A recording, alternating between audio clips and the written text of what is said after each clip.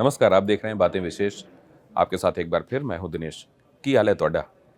चंगा है सब। मैं इस भाषा में बात क्यों कर रहा हूं, पंजाबी में, क्योंकि आज पंजाब से रिलेटेड ही कुछ बात आपसे करनी है। पंजाब की सियासत में गजब की चीज़ें दिखाई दे रही हैं, खासतौर से वहाँ जो सत्तारूढ़ दल है कांग्रेस, उसके खेमे में बहुत हलचल है।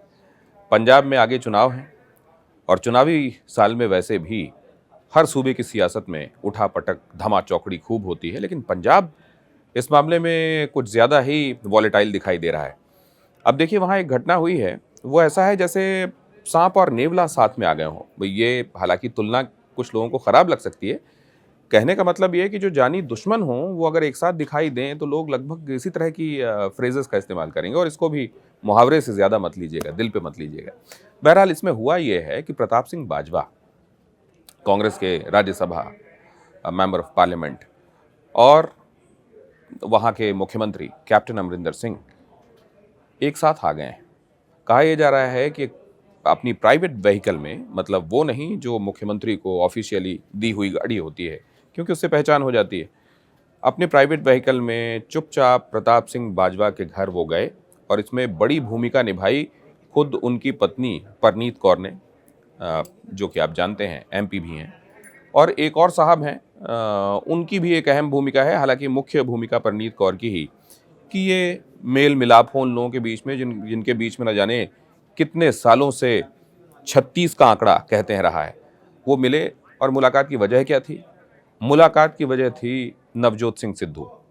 नवजोत सिंह सिद्धू आप जानते हैं एम्बिशियस हैं, एग्रेसिव हैं और अपने इस एम्बिशन और एग्रेसिव नेचर की वजह से उन्होंने वहाँ कैप्टन अमरिंदर सिंह की भी नाक में दम कर रखा है।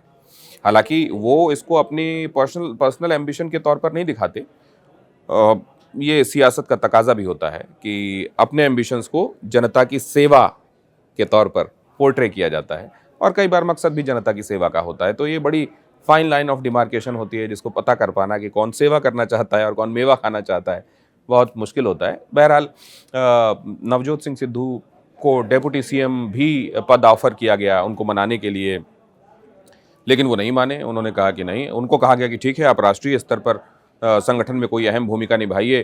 उन्होंने कहा नहीं, मुझे ये भी मंजूर नहीं, मुझे तो पंजाबी चाहिए।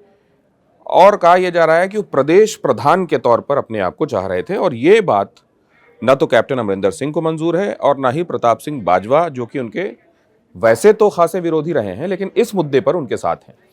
इन दोनों ही नेताओं को ये लगता है और कई बार ये बात कह भी चुके हैं प्रताप सिंह बाजवा कि देखिए प्रधान के तौर पर तो कोई टकसाली कांग्रेसी मतलब जेन्युइन कांग्रेसी, मतलब उनके कहने के मुताबिक ये कि सिद्धू जेन्युइन कांग्रेसी नहीं है, दूसरी पार्टी से आए हुए हैं।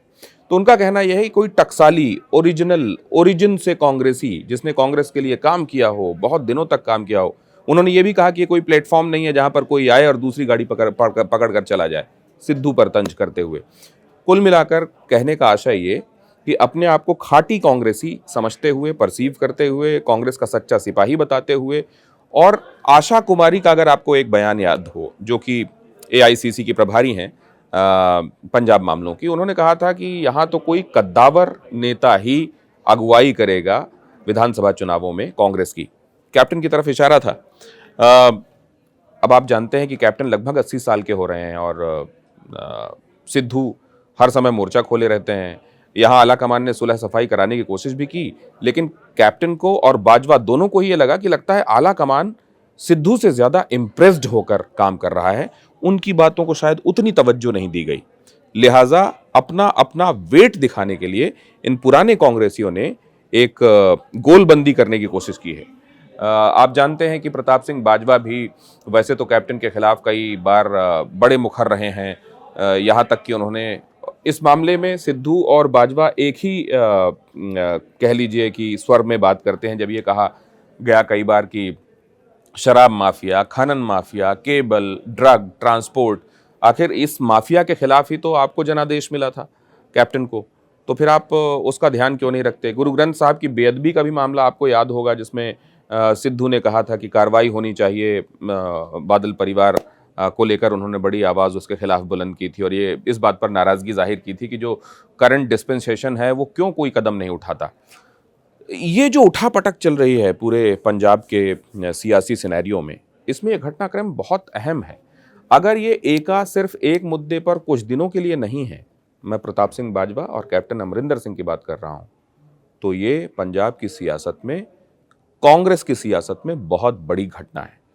और इसका फायदा, क्योंकि कैंप्स जितने कम होंगे, पार्टी के अंदर जितने कम धड़े बने हुए होंगे, उसका फायदा पार्टी को मिलता है। तो मुमकिन है कि आने वाले दिनों में इसका सीधा, इसको आप पंजाब में कांग्रेस के लिए सियासी गेन के हिसाब से, सियासी फायदे के हिसाब से भी ट्रांसलेट होता हुआ देखें। लेकिन ये साथ आना कितनी देर के लिए है और कितनी शिद्दत का है, सारी बात इस पर ही मुनहसर है। और फिर आपको क्या लगता है, नवजोत सिंह सिद्धू, गुरु ताली ठोको, उनको अभी ताली ठोकने वाली सिचुएशन तो नज़र नहीं आ रही होगी, और वो तब तक चैन से बैठते नहीं है जब तक उनको ताली वाली सिचुएशन दिखाई नहीं देती। क्या होने वाला है पंजाब में? बातें विशेष में आज इतना ही।